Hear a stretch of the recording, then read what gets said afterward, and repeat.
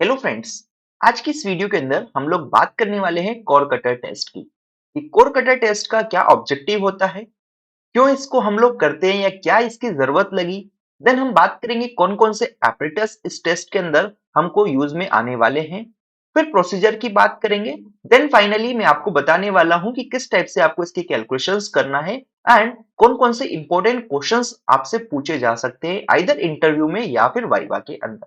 ठीक है, तो बिना टाइम वेस्ट किए स्टार्ट करते हैं बिल्कुल बेसिक से। तो फ्रेंड्स, सबसे पहली बात अगर मैं आपको बताऊं कि जो कोर कटर टेस्ट होता है, कोर कटर टेस्ट को परफॉर्म करने के लिए हम लोग IS 2720 के पार्ट 29 का यूज करते हैं। पहला इंपॉर्टेंट क्वेश्चन एग्जाम में बनता है कि कोर कटर टेस्ट के लिए आप कौन सा IS कोड यूज करते हैं, तो वो होता है हमारा IS 2720 पार्ट 29। ठीक है, सेकंड बात करें कि आखिर में क्या ऑब्जेक्टिव है इस टेस्ट का। तो फ्रेंड्स, जो कोर कटर टेस्ट होता है इसका ऑब्जेक्टिव सिंपल सा है कि आपको सोइल की इन सीटू डेंसिटी पता करना है। मतलब कि कोर कटर टेस्ट की मदद से हम लोग सोइल की इंसिटू डेंसिटी पता कर पाते हैं। इंसिटू डेंसिटी का मतलब है कि जो सोइल अपने नेचुरल स्टेट में जिस पर्टिकुलर भी लोकेशन पर प्रेजेंट है, वहीं पर उसकी क्या डेंसिटी होने वाली है, उस डेंसिटी को हम लोग बोलेंगे इंसिटू डेंसिटी। धीरे धीरे और अच्छे से आपको ये क्लियर हो जाएगा।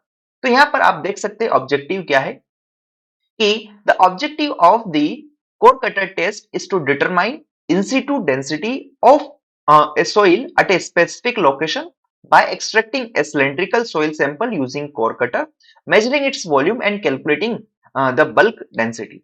ये core cutter क्या है, कैसे करेंगे, सारी चीजें मैं अभी आपको बता दूंगा। बस अभी आपको ध्यान रखना है ऑब्जेक्टिव के अंदर को आपको इन सिटू डेंसिटी या फिर बल्क डेंसिटी कैलकुलेट करना है किसी भी सॉइल की। ये इस टेस्ट का ऑब्जेक्टिव है। ऑलराइट, सो आगे बात करते हैं। तो आगे बढ़ने से पहले कुछ थ्योरी में आपको इसके बारे में बता देता हूं जो कि काफी इंपॉर्टेंट होने वाली है इस टेस्ट को समझने के लिए। तो फ्रेंड्स, जो कोर कटर टेस्ट है, कोर कटर टेस्ट आपका सुटेबल होता है कोहेसिव सॉइल के लिए। ये आपको आपके टीचर ने क्लास में पढ़ा दिया होगा। अगर आपने हमारी वीडियोस देखी है डिटेल्ड जो थ्योरी लेक्चर्स है, तो उसके अंदर हमने बताया है कि कोर कटर टेस्ट आपका सुटेबल होता है कोहेसिव सॉइल के लिए। अब आप सवाल करेंगे, देन कोहेजनलेस सॉइल के लिए कौन सा टेस्ट यूज करते हैं। तो फ्रेंड्स, कोहेजनलेस सॉइल के लिए हम लोग सैंड रिप्लेसमेंट मेथड का यूज करते हैं। उसको हम नेक्स्ट वीडियो में डिस्कस करेंगे। ठीक है, तो दूसरा सवाल था जो कि कोर कटर टेस्ट कौन से टाइप की सॉइल के लिए सुटेबल होता है। तो फ्रेंड्स, ये हमारा सुटेबल होता है कोहेसिव सॉइल के लिए, एक्सेप्ट अगर कोहेसिव सॉइल के अंदर बोल्डर्स वगैरह प्रेजेंट है, इट इज बोल्डर्स बोल दो या फिर बड़े बड़े पत्थर अगर स्टोन्स प्रेजेंट है, तो फिर वहां पर हम इसको यूज नहीं कर सकते। ठीक है, तो कोहेसिव सॉइल्स के लिए ये सुटेबल होने वाला है।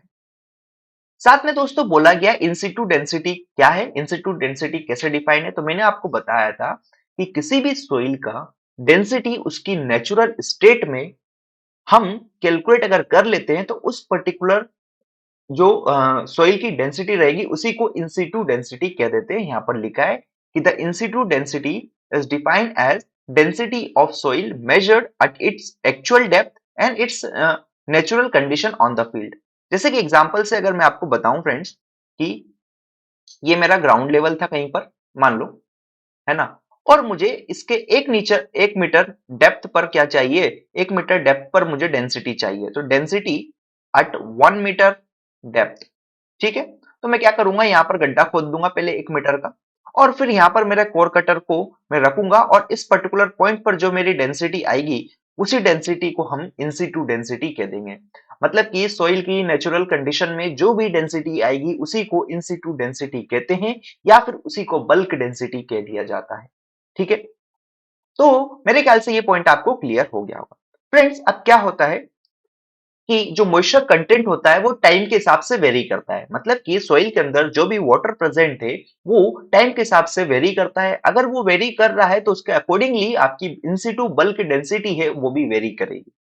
ठीक है, सो हम लोग क्या करते हैं, इसको इस फॉर्म में ना रिपोर्ट करके इसको हम ड्राई डेंसिटी के फॉर्म में रिपोर्ट करते हैं। समझ आया क्या बोले, कि जो इंसिटू मॉइस्चर कंटेंट होता है सोइल का वो टाइम के हिसाब से वेरी करता है, और उसके अकॉर्डिंगली हमारी जो इंसिटू बल्क डेंसिटी रहेगी वो भी वेरी करेगी। तो हम लोग क्या करते हैं, टू अवॉइड जो वेरिएशन होता है उसको अवॉइड करने के लिए जो इन सिटू डेंसिटी है उसको हम लोग ड्राई डेंसिटी के फॉर्म में क्या करते हैं, रिपोर्ट कर देते हैं। जैसे कि आपको पता होगा, अगर मेरी बल्क डेंसिटी गामा बल्क है और मुझे वाटर कंटेंट की वैल्यू पता है डब्ल्यू, तो मेरी जो गामा ड्राई आ जाएगा, डेट इज ड्राई डेंसिटी जाएगी, वो आएगी गामा बल्क अपॉन में 1 प्लस डब्ल्यू। ये चीज मेरे ख्याल से आपको ये रिलेशंस पता होगा।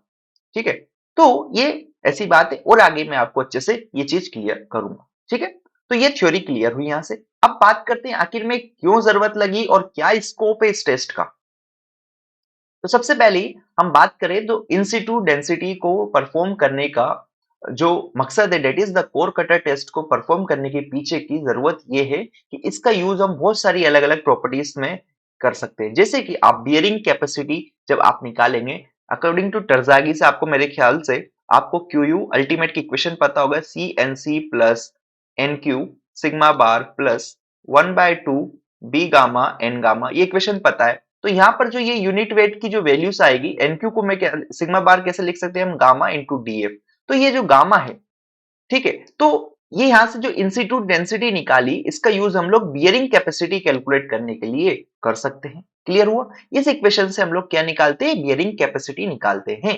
ठीक है, तो नेक्स्ट बात अगर करें stability, that is stability analysis of slope and earth retaining structure में भी इसका यूज होता है ना।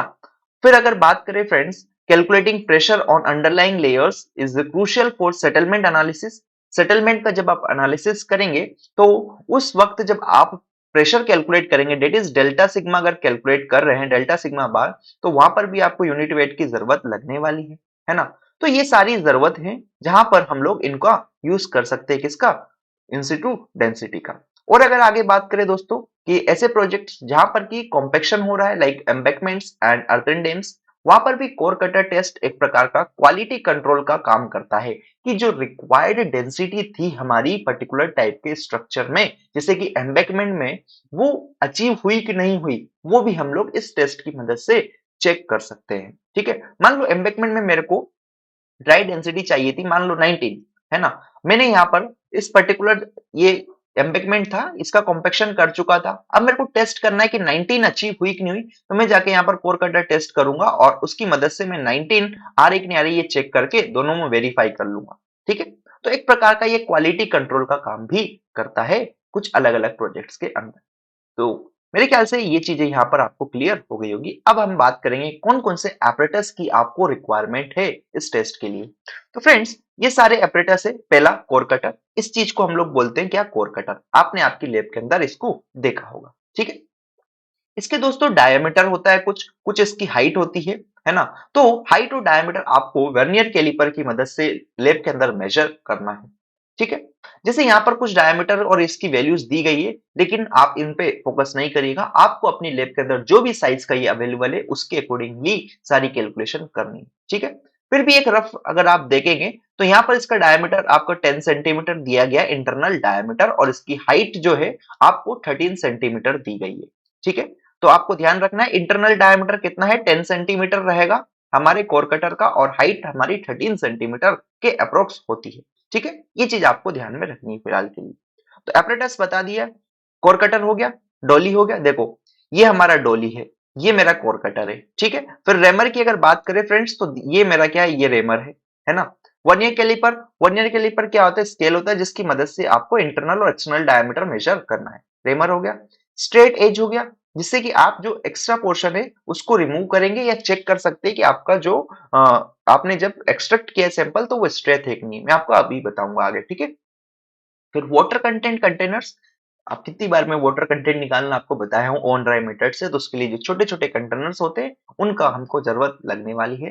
देन बैलेंस, आपको वेइंग बैलेंस चाहिए, सेंसिटिविटी जिसकी 0.01 ग्राम है, क्योंकि किसके लिए यूज करेंगे हम लोग, वाटर कंटेनर के लिए। एक वेइंग बैलेंस 20 केजी चाहिए क्योंकि इसका वेट हमको लेना है, और एक वेइंग बैलेंस हमको ऐसा चाहिए जिसकी सेंसिटिविटी 0.01 ग्राम के लिए हो, क्योंकि वाटर कंटेंट हमको मेजर करना है, तो उसके लिए यही सेंसिटिविटी का बैलेंस हम लोग यूज करते हैं। फिर ओवन चाहिए आपको, कंट्रोल जिसके अंदर आप कर सकते हैं, और ये एक्सपेरिमेंटल सेटअप है। अब मैं आपको प्रोसीजर बताता हूँ। ठीक है, तो सबसे पहले फ्रेंड्स आपको क्या करना है, आपको यहाँ तक की सारी बातें क्लियर हो जानी चाहिए अभी तक, जो भी मैंने आपको एक्सप्लेन करी है, कौन-कौन से ऑपरेटर्स है और कैसे क्या करना है। अब प्रोसीजर की मैं बात करता हूँ। तो सबसे पहला स्टेप्स जो आपको फॉलो करना है फ्रेंड्स, आपको जो कोर कटर है आपका, उसका क्या करना है, एम्प्टी वेट ले लेना है। कोर कटर कहाँ दिखाया मैंने आपको, अगर आप देखेंगे तो यहाँ पर देख सकते हैं, ये आपका कोर कटर है, या फिर इस फिगर के अंदर मैंने आपको बताया, तो ये जो कोर कटर है, इस कोर कटर का आपको फर्स्ट स्टेप के अंदर एम्प्टी वेट ले लेना है। क्या ले लेना है, एम्प्टी वेट। एम्प्टी वेट, मानो इसका वेट आया हुआ W1, क्लियर है। इसका एम्प्टी वेट आप जैसे ले लेंगे, उसके बाद में आपको क्या करना है, वर्नियर कैलिपर की मदद से इसकी इंटरनल डायमीटर हाइट कैलकुलेट कर लेना है, जैसे कि मैंने यहाँ पर आपके लिए लिख के लाया हूँ। सबसे पहले आपको एम्प्टी वेट ले लेना है। मान लो एम्प्टी वेट W1 आ गया होगा, और कुछ एग्जाम्पल के लिए मान लो 2000 ग्राम ये आ रहा होगा, ठीक है, 2 kg का आ गया। हाइट आपको पता चली, आपने हाइट मेजर करी, हाइट मान लो आपकी आई 13 सेंटीमीटर, ठीक है। डायमीटर आपने कैलकुलेट किया इंटरनल, वो आया मान लो 10 सेंटीमीटर, ठीक है। वॉल्यूम निकाल दोगे, वॉल्यूम का फॉर्मूला क्या होगा, π/4 into D square into H, ठीक है। यहां से आपका वॉल्यूम आ जाएगा किसका, मोल्ड का। दैट इज आप वैल्यू पुट कर दीजिएगा, π/4 इंटू डी स्क्वायर 10 का स्क्वायर इंटू हाइट बराबर 13। तो यहां से आपको वॉल्यूम मिल जाएगा सेंटीमीटर क्यूब के अंदर। तो पहली स्टेप मेरे ख्याल से आपको क्लियर हो गई होगी कि क्या करना है आपको। सबसे पहले जो भी आपका कोर कटर है, उसके एम्प्टी वेट ले लो, उसके डायमेंशंस कैलकुलेट कर लो, और वहां से वॉल्यूम आप निकाल लो, ठीक है। इस वॉल्यूम आ जाएगा ऐसे। सेकंड स्टेप के अंदर क्या करना है, आपको फील्ड पे जाना है, ठीक है। फील्ड पर जैसे आप जाएंगे तो वहां पर सोइल के सरफेस को आपको क्या करना है, क्लीन करना है। जैसे कि यहाँ पर देखो, इसमें बता रखा है कि ये आप फील्ड पे गए, जहां पर भी आपको डेंसिटी कैलकुलेट करना है, उसके वहां से जो भी ग्रास वगैरह होगा, थोड़ी थोड़ी लेयर्स ऊपर की आपको हटा देनी है, ठीक है। देन उसके बाद आपको वहां पर क्या करना है, आपका जो कोर कटर है उसको वहां पर आपको प्लेस कर देना है, और उसके ऊपर डॉली रख देना है, ठीक है। मतलब कि मानो ये मेरा ग्राउंड था, ग्राउंड को मैंने थोड़ा सा क्लीन किया, इसके ऊपर मैंने क्या किया, मेरा कोर कटर रखा, कोर कटर के ऊपर मैंने मेरी डॉली रख दी, ठीक है। ये मैंने क्या कर दिया, ये मेरी डॉली यहाँ पर रख दिया। अब रेमर की मदद से मैं इस पे बॉल नंबर ऑफ ब्लॉक्स डालते जाऊंगा, ठीक है। समझ आया, यहां तक मैंने किया। ये सेकंड स्टेप के अंदर आप देखे, इन्होंने पहले क्लीन किया, ये क्या किया, यहाँ पर हमारे जो मोल्ड था, दैट इज उसको रखा, कोर कटर को, इसके ऊपर फिर इन्होंने डोली रखा। डोली रखने के बाद रेमर की मदद से ऊपर नीचे इसके मारेंगे, इसके ऊपर ब्लास्ट लगाएंगे, जैसे कि हमने कॉम्पेक्शन में किया था ना, ऐसे ही यहाँ पर एक हैमर होता है, हैमर की मदद से इसको हम लोग या इसको इंसर्ट करवाएंगे। जैसे कि ये जब तक यहाँ तक नहीं पहुंच जाता, ये जो डोली है, ये पूरा इसके अंदर तक ले जाना चाहिए। जैसे यहां तक गया, यहां तक जाने के बाद आपको अब इसको निकाल लेना है। ये यहाँ पर इन्होंने एक्सट्रैक्ट कर रहे हैं, इसको एक्सट्रैक्ट करने के बाद इस पे जो भी एक्सेस मटेरियल था, इस पे इसके किसके अंदर, हमारे जो कोर कटर है, उसको आपको ट्रिम कर देना है। मतलब यहां से ऊपर का सारा एक्सेस निकाल दो, नीचे से पूरा एक्सेस निकाल दो, ठीक है। निकालने के बाद इसका वेट ले लेना है, और वो वेट लेने के बाद आपको वहां से डेंसिटी मिल जाएगी। मैं आपको बताता हूँ कैसे। तो मेरे ख्याल से सेकंड स्टेप तक आपको क्लियर हुआ। थर्ड स्टेप में क्या, यूज रेमर, मैंने अभी आपको एक्सप्लेन कर दिया है, to deliver the blocks to the core cutter assembly driving into the ground, ठीक है। Stop when the dolly is nearly at the surface, जब डोली आपकी सरफेस पे आ जाएगी तब आपको स्टॉप कर देना, ठीक है। तो ये अपन रखा, रेमर से मारो, और जब तक ये डोली आपकी है, डोली आपके सरफेस तक आ जाएगी तब आपको स्टॉप कर देना, ठीक है। थर्ड स्टेप क्लियर हुई। फोर्थ स्टेप के अंदर अगर मैं बात करूं तो क्या है, वहां से आपको कोर कटर को निकाल लेना है ना। कोर कटर को जैसे आपने निकाला, फिर जो भी एक्सेस मटेरियल है उसको ट्रिम कर दो, है ना। ट्रिम करने के बाद आपको क्या करना है, मतलब कि बराबर लेवल पे ला दो, कोर कटर के टॉप और बॉटम से पूरा जो एक्स्ट्रा मटेरियल है हटा दो। हटाने के बाद क्या करना है आपको, उसका वेट ले लेना है, ठीक है। वेट लेने के बाद उसका मानो वेट आया मेरा W2, ठीक है।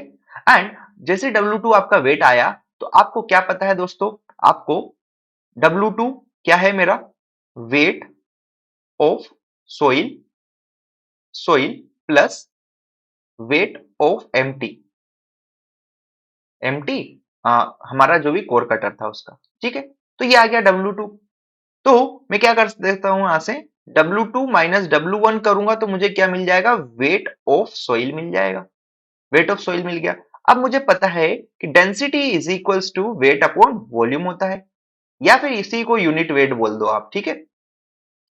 तो यहां से हम लोग क्या कर सकते हैं, W2 माइनस W1 वॉल्यूम मैंने फर्स्ट स्टेप में कैलकुलेट किया था, यहां से सीधे सीधे आपको गामा बल्क मिल जाएगा या बल्क डेंसिटी मिल जाएगी, ठीक है। तो यहां तक की चीज मेरे ख्याल से आपको क्लियर हो गई होगी, आगे देखते जाइए आप। फिर यहाँ पर बोला कि remove the soil from the cutter.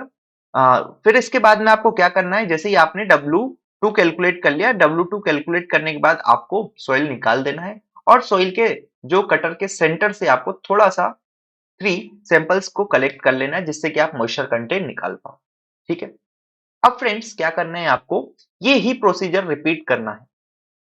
अगर आपको एक्यूरेट चाहिए तो आप एक या दो ट्रायल ले सकते हैं, जिससे कि आपको एक्यूरेट डेंसिटी पता लग जाए, ठीक है।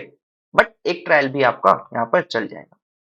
ये ऑब्जर्वेशन मैंने आपको बताई थी। देखो, पहला नंबर, आपने सैंपल का विजुअल देखा कि किस टाइप की सॉइल थी, वहां से आपने wait of mould plus wait of the soil का मानो यहाँ से W2 आया होगा, और W2 आ गया होगा weight of mould plus wet soil in the gram, है ना।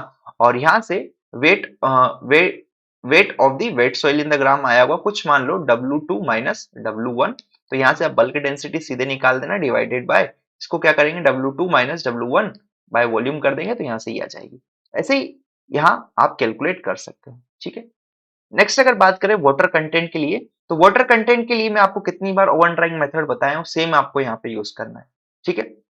देखो, मान लेता हूँ मैं कंटेनर नंबर कोई ए होगा मेरा, उसका एम्प्टी वेट 20 ग्राम होगा।